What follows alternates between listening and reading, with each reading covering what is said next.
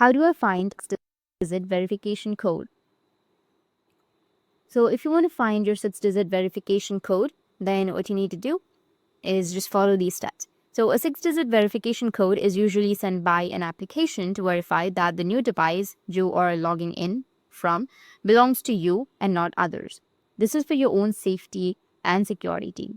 So in order to find your 6-digit verification code, make sure that you have the device in which you've selected to receive the 2-step verification code or 6-digit verification code. It's usually your email or your mobile number, so make sure that you have access to either of them. After that, if you have sent your code to your phone number, simply go with your messages.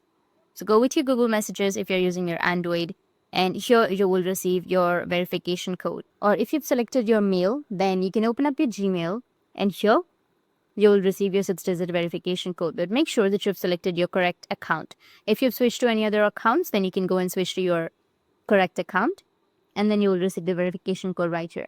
But in some cases, you will also receive your verification code to your WhatsApp. So you need to double check your WhatsApp also. So open up your WhatsApp and then check if you've received your verification code on your WhatsApp. So these are the ways through which you will find your 6-digit verification code. And if you have any questions, feel free to comment below.